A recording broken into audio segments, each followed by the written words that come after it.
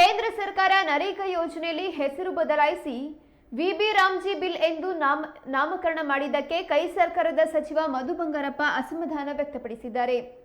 ಮಹಾತ್ಮ ಗಾಂಧಿ ಹೆಸರನ್ನ ನರೇಗಾದಿಂದ ತೆಗೆದು ಹಾಕಿದ್ದಲ್ಲದೆ ದೇಶದಿಂದಲೇ ಓಡಿಸುವ ಯೋಜನೆಯನ್ನ ಕೇಂದ್ರದ ಬಿಜೆಪಿ ಮಾಡಿದೆ ಎಂದು ಶಿಕ್ಷಣ ಸಚಿವ ಮಧು ಬಂಗಾರಪ್ಪ ಆರೋಪಿಸಿದ್ದಾರೆ.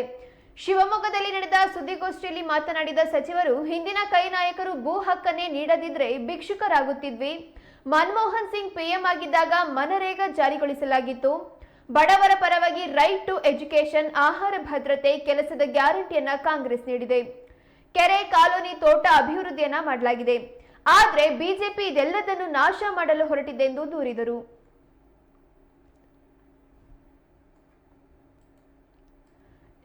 ಹೊಸ ಕೊಡುಗೆ ಬರುತ್ತೆ ಅನ್ಕೊಂಡಿದ್ವಿ.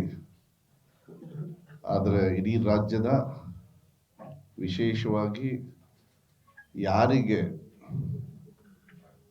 ಕೆಲಸ ಕಾರ್ಯಗಳಲ್ಲಿ ನಿಮಗೆ 2 ಕೋಟಿ ಉದ್ಯೋಗ ಕೊಡ್ತೀವಿ,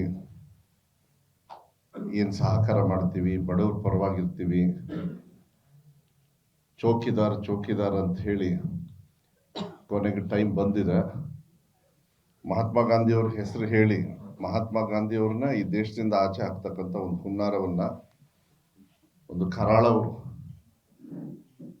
ನನಗನ್ಸುತ್ತೆ ಅದು 1ನೇ ತಾರೀಕೆ ಬಂತ ಏನು ಗೊತ್ತಿಲ್ಲ ನನಗೆ, ಯಾವಾಗ ಶುರು ಮಾಡಿದ್ರು. ಒಂದು ಕಾರ್ಯಕ್ರಮವನ್ನ ಇವತ್ತು ಕೇಂದ್ರ ಸರ್ಕಾರದವ್ರು ಕೊಂಡಿದ್ದಾರೆ. ನಾನು ಇವತ್ತು ನನ್ನ ಏನು ಪ್ರೆಸ್ ಮೀಟಲ್ಲಿ ನಾನು ಅದಕ್ಕೆ ಮಾತ್ರ, ಅಂದರೆ ಮನ್ರೇಗಾ ಮತ್ತು ಅದೇನೋ ರಾಮ್ಜಿನೋ ಏನೋ ಮಾಡ್ಕೊಂಡಿದ್ದಾರಲ್ಲ, ಇದಕ್ಕೆ ಮಾತ್ರ ನಾನು ಸೀಮಿತವಾಗಿಡೋಕ್ಕೆ ತಮ್ಮಲ್ಲಿ ಮನವಿಯನ್ನು ಮಾಡಲಿಕ್ಕೆ ಇಷ್ಟಪಡ್ತೀನಿ. ಮತ್ತು ಬೇಕಾದ್ರೆ ಬೇರೆ ವಿಚಾರ ಬೇಕಾದ್ರೆ ನಾಳೆ ಇಲ್ಲ ನಾಡ್ದು ಯಾವಾಗಾದ್ರೂ ಸೇರ್ಕೊಳ್ಳೋಣ. ಯಾಕೆಂದರೆ ಇದು ಬಹಳ ಮುಖ್ಯವಾಗಿರ್ತಕ್ಕಂಥ ಒಂದು ಅಂಶ. ಇಡೀ ರಾಜ್ಯದಲ್ಲಿ ಬಡವರಿಗೆ ಉದ್ಯೋಗವನ್ನು ಕೊಡ್ತಕ್ಕಂಥ, ಯಾಕೆಂದರೆ ನಾವು ಸ್ವಲ್ಪ ಹಿಸ್ಟ್ರಿ ಹೋಗ್ಬೇಕಾಗುತ್ತೆ. ನೀವು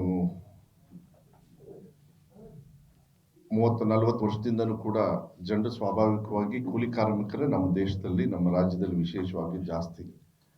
ಕಾರ್ಯಕ್ರಮಗಳನ್ನು ಕೊಡಬೇಕಾದ್ರೆ ಭೂ ಹಕ್ಕನ್ನು ಕೊಟ್ಟರು ಕಾಂಗ್ರೆಸ್ ಪಕ್ಷದವರು, ದೇವರಾಜ್ ಅವರು ಇರ್ಬೇಕಾದ್ರೆ. ಅದಾದ್ಮೇಲೆ ಬಂಗಾರಪ್ಪಾಜಿಯವರು ಇರ್ಬೇಕಾದ್ರೂ ಕೂಡ ಭೂ ಹಕ್ಕದ ಜೊತೆಗೆ ಫ್ರೀ ಕರೆಂಟನ್ನು ಕೊಟ್ಟರು ರೈತರಿಗೆ. ಯಾಕೆಂದ್ರೆ ದುಡಿಯತಕ್ಕಂಥ ಕೈಗೆ ಬರೀ ಒಂದು ಜಮೀನಲ್ಲಿ ಒಂದು ಹೊತ್ತಲ್ಲ, ಇಲ್ಲಾಂದ್ರೆ ಬರೀ ಮಳೆಯಿಂದನೇ ಬೆಳೆ ಬರ್ತಕ್ಕಂಥ ಒಂದು ವ್ಯವಸ್ಥೆ ಅಲ್ಲದೇನು ಕೂಡ ಬೇರೆ ಸಂದರ್ಭದಲ್ಲೂ ಕೂಡ ದುಡಿತಕ್ಕಂಥ ಕೈಗೆ. ಯಾಕೆಂದ್ರೆ ನಾವು ಸ್ವಲ್ಪ ಒಂದು ತೀರ್ಮಾನ ಮಾಡ್ಬೇಕಾದ್ರೆ, ಎಲ್ಲಾದ್ರೂ ನಮಗೆ ಕೂಲಿ ಮಾಡೋಕ್ಕೆ ನಮಗೆ ಕೆಲಸ ಇಲ್ಲ ಅಂತ ಹೇಳಿದ್ರೆ ಮನುಷ್ಯನು ಬದುಕಕ್ಕಾಗ್ತದ ಅಂತ ಹೇಳಿ ನಾವು ಯೋಚನೆ ಮಾಡ್ಬೇಕಾಗ್ತದೆ. ಇದು ಯೋಚನೆ ಮಾಡಲಿಲ್ಲ ಅಂದ್ರೆ ತಪ್ಪಾಗುತ್ತೆ. ನಾವು ಎಷ್ಟು ವರ್ಷದಿಂದ ಹೆಂಗೆ ಬಂದಿದ್ದೀವಿ, ಎಲ್ಲಿಂದ ಬಂದಿದ್ದೀವಿ ಅನ್ನೋದು ಬಹಳ ಮುಖ್ಯ ಆಗುತ್ತೆ. ಈ ಭೂ ಹಕ್ಕನ್ನ ಕೊಟ್ಟಿಲ್ಲ ಅನ್ಕೊಂಡ್ಬಿಡೋಣ. ಜನರು ಏನು ಮಾಡ್ತಾ ಇದ್ರು? ಉದ್ಯೋಗ ಸೃಷ್ಟಿ ಆಗ್ತಿತ್ತ? ಇಲ್ಲ ದುಡಿತಕ್ಕಂಥ ಕೈಗೆ ಕೆಲಸಗಳು ಸಿಗ್ತಾ ಇದ್ವಾ? ಭೂ ಹಕ್ಕೆ ಇಲ್ಲ ಅಂದ್ರೆ ಕೆಲಸನೇ ಇಲ್ಲ. ಮನುಷ್ಯ ಹುಟ್ಟಿ ಭಿಕ್ಷೆ ಬೇಡೋದು ಬಿಟ್ರೆ ಇನ್ನೇನು ಆಗ್ತಾ ಇರಲಿಲ್ಲ ಅವ್ರಿಗೆ. ಯಾಕೆಂದ್ರೆ ದುಡಿಯೋಕೆ ಜಾಗನೇ ಇರ್ತಿರ್ಲಿಲ್ಲ. ಹೆಚ್ಚು ಪಾಲು ಎಲ್ಲರೂ ಕೂಡ ರೈತರೇ ಆ ಸಂದರ್ಭದಲ್ಲಿ. ಇವಾಗ ಬೇರೆ ಬೇರೆ ಉದ್ಯೋಗ 10-15% ಬದಲಾವಣೆ ಆಗಿರ್ಬೋದು. ಬೇರೆ ಬೇರೆ ರೀತಿಯಲ್ಲಿ ಡೆವಲಪ್ಮೆಂಟ್ ಕೂಡ ಆಗ್ತದೆ. ಹಳ್ಳಿಯಿಂದ ಬೇರೆ ಬೇರೆ ಕಡೆ ಕೂಡ ಕೆಲಸನ ಹುಡುಕೊಂಡು ಬೇರೆ ಬೇರೆ ಕಡೆ ಹೋಗೋದು. ಯಾಕೆಂದ್ರೆ ಇದು ಹಂತವಾಗಿ ನೋಡ್ಬೇಕಾಗತ್ತೆ. ಯಾವ ಹಂತಕ್ಕೆ ತಂದಿದ್ದಾರೆ ಅಂತ ಹೇಳಿ ನಾನು ಹೇಳೋದಕ್ಕೋಸ್ಕರ ಇದನ್ನ ಪೀಠಿಕೆಯನ್ನ ನಾವು ಮಾತಾಡ್ಬೇಕಾಗ್ತದೆ.